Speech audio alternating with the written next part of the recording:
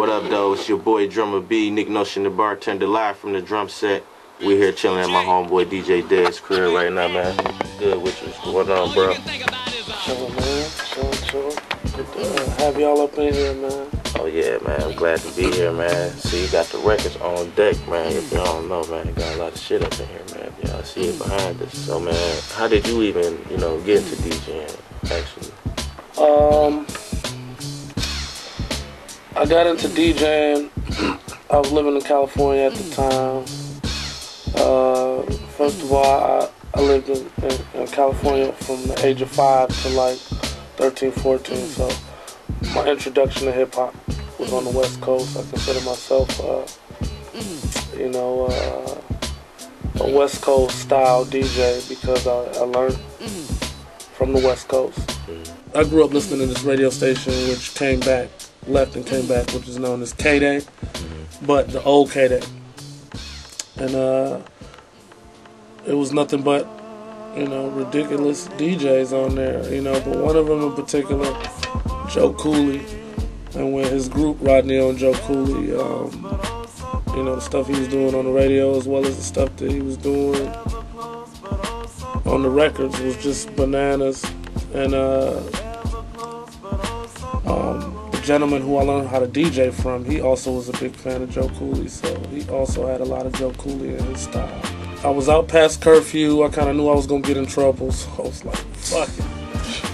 I was out at I was at Van Nuys Recreation Center, which is where that basketball trophy is from. I don't even play ball or nothing, but I played for like 1 year like that.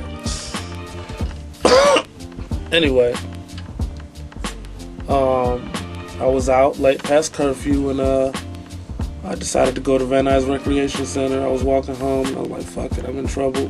It's late. Fuck it. My father was a musician who played like every night or on certain nights, definitely on the weekends. So that's how he made his bread. And so he'd be out playing and he'd be coming in like close to 2:30. So if I wasn't in, it was definitely trouble. Yeah. But I was like, fuck it, I'm out. I'm gonna get in trouble anyway.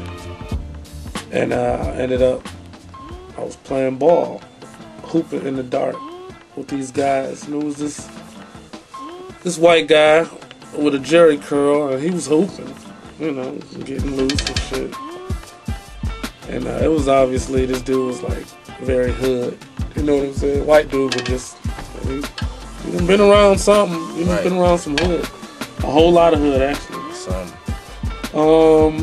And he was like, man, I don't know how we got on it, but he ended up mentioning the fact that he had some turntables at his house.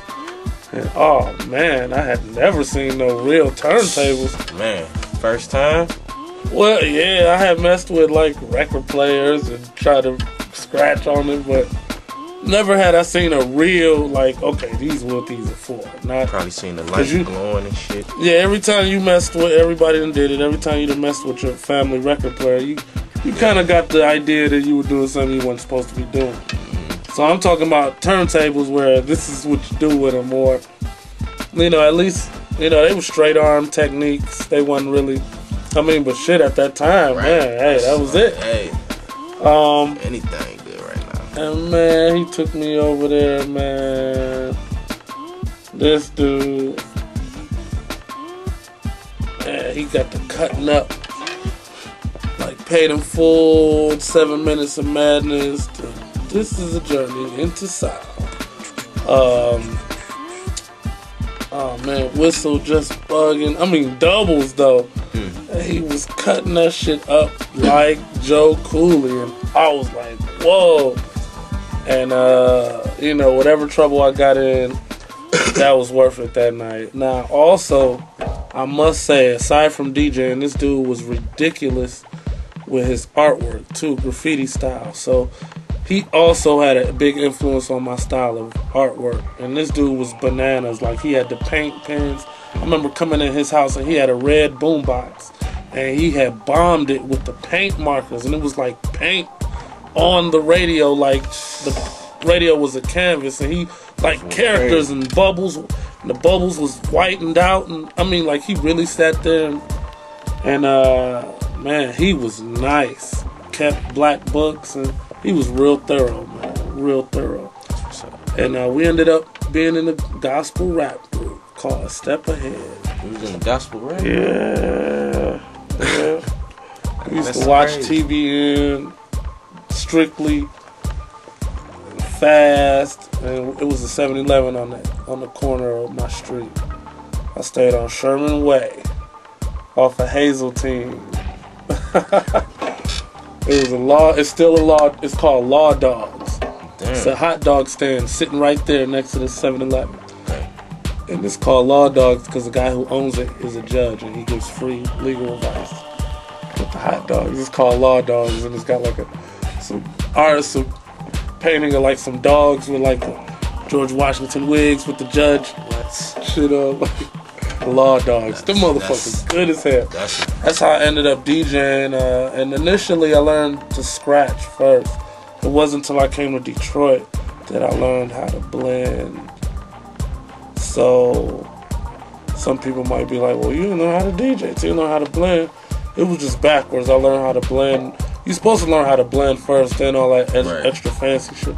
But me being as D-boy as I was, I was watching Jam Master Jay, World Famous Supreme Team, The Glove on Reckless, on Breaking, watching Kenny on Beach Street. I mean, I wanted to scratch. Yeah. So that's what I learned how to do, and I would take a little record player and, I would look for stereos that had like the fader type of balance thing, and I would unplug one of the speakers so all you got is the right side and put a little piece of paper so it only goes but so far. Wow. And it was all the pop. Yeah, I used to call people on the phone and cut people up, and they'd be like, what are you using? Do you have a mixer? No. That's cool. I had this, people call it